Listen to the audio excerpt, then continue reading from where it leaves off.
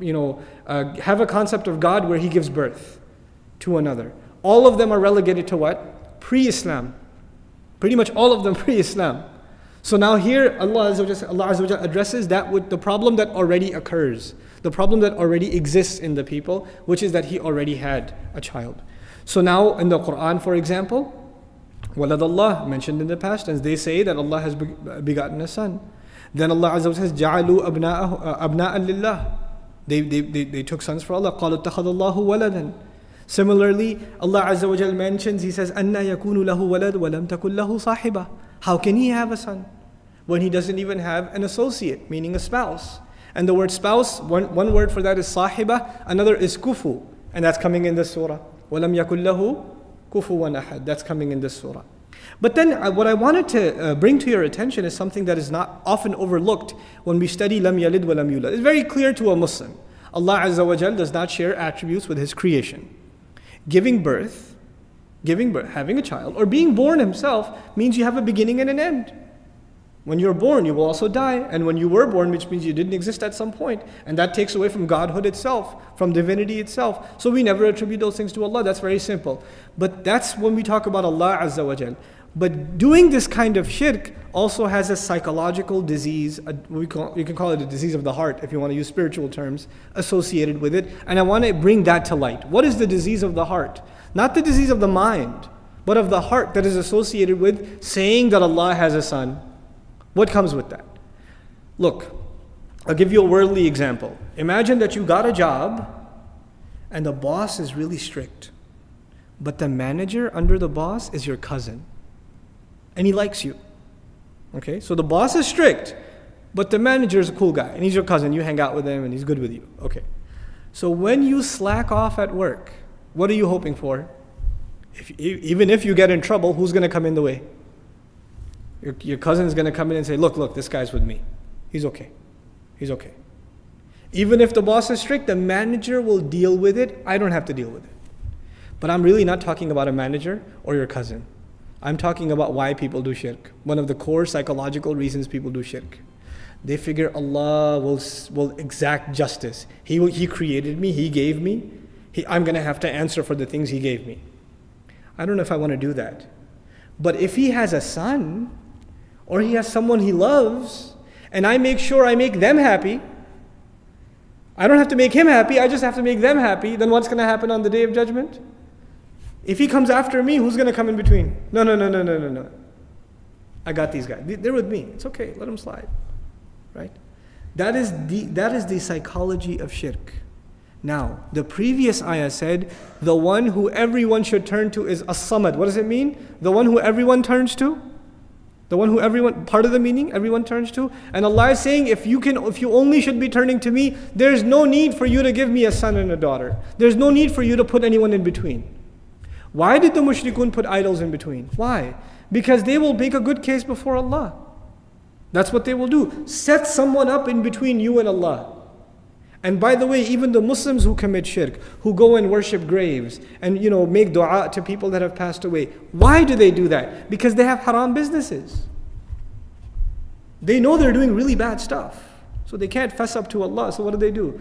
Let's set up someone in between. I'm going to donate like 50% of my liquor store earnings to this, to this grave over here, or this whatever temple. And then this guy, hopefully, will make a good case for me. That's the psychology of shirk. So because Allah used the word as-samad for him, there's no base left now. You can't turn to anyone other than Allah because He is as-samad. He's the absolute one to be turned to. And so this is a logical continuity. This removes from the people the need to attribute such things to Allah Azza wa Jal.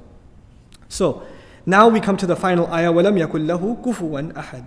Now if he doesn't give birth and he's not begotten himself, the word kufu in Arabic is used for spouse, but more than that, interestingly in Arabic literature, kufu is also used for your enemy that's equal to you in battle.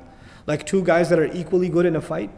Like the younger guys here know Ken and Ryu, right? So if you're equally good, then kufu.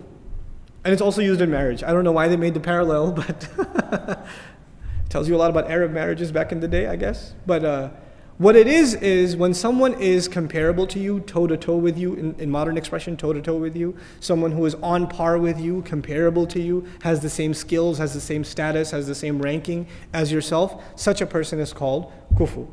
And so you marry someone who is compatible with you, the same as you, the same level of intellect, the same, circle, social circle, etc., etc. So that's such a marriage became you and your kufu.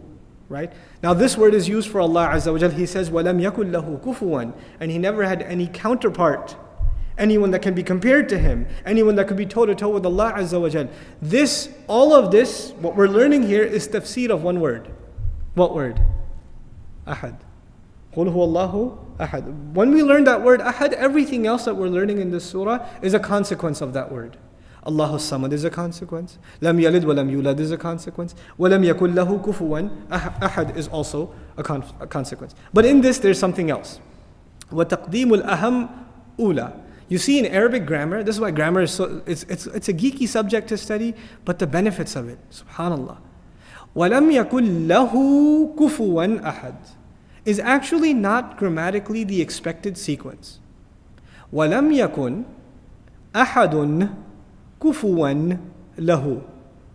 That is the grammatically expected sequence of the sentence. But Allah rearranged pieces of this sentence. Ahad is at the end, right? And then lahu is in the beginning, and kufu is in the middle. The original sequence was going to be, Allah was to be mentioned at the end. The one who was going to be counterparting Him was going to be mentioned in the beginning. Ahad. Now, in this sentence, what's the most important entity? Lahu refers to Allah. Kufu, the counterpart. Ahad, anyone else. So which is the most valuable words? Lahu. And part of Arabic rhetoric, al-aham ula. The most important should, al-awwal. The most important should come first. Allah mentions Himself first before He mentions everything else. He says ahad, one of the meanings of ahad is al-awwal also. Not just laysa lahu thani, ahad means for the one for whom there is no second, but also the one that comes first. And even in the sentence, Allah mentions Himself first. That's one benefit. The other benefit is ikhtisas. It is He who never has a counterpart, meaning everyone other than Him will always have a counterpart. You will have a general, there'll be another general. You'll have a king, there'll be another king. You'll have one false god, you'll have another false god. You'll have one rich person, you'll have another rich person. You'll have one planet, another planet, one star, another star. Everything that is in existence will have a kufu. But it is only He that will not. And where did I get that only He? Because lahu is earlier. وَلَمْ يَكُلْ لَهُ كُفُوًا أَحَدٌ. Now just finally, inshallah ta'ala, I want to read to you some benefits of this surah that are commented on. I found the commentary of Al-Razi very beneficial in this, so I'm going to share at least some parts of it with you. He says, I want to mention the first one only. أن أول السورة يدل على أنه سبحانه واحد والصمد على أنه كريم رحيم. He says the first part of the surah makes sure we understand that Allah is unique and one. The second part, Allahu Samad, make sure we understand how gracious and merciful He is. Why is the grace of mercy embedded inside As-Samad? Because everybody turns to Him and He fulfills what they need.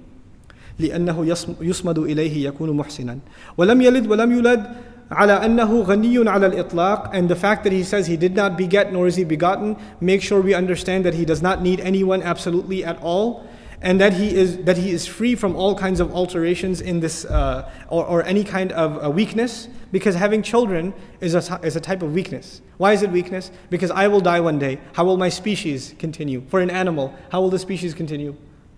By children, by having offspring. For human beings, if you're not worried about the human species, you're at least still worried about your last name or your family, And if you're not worried about it now, when you become 40 or 50, you say, yeah, I don't have any children.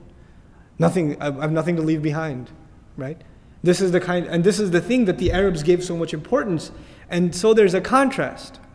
One of the things that was said about the messenger that was the most hurtful, abtar, doesn't have any kids. Doesn't have sons. That can be an insult to the creation. And a compliment to the creation is you have children. And كَانَ لَهُ مَالٌ وَبَنِينَ. This is actually an attribute. Wow, he's got money and kids. He's doing well. This was a status symbol in Arab society. But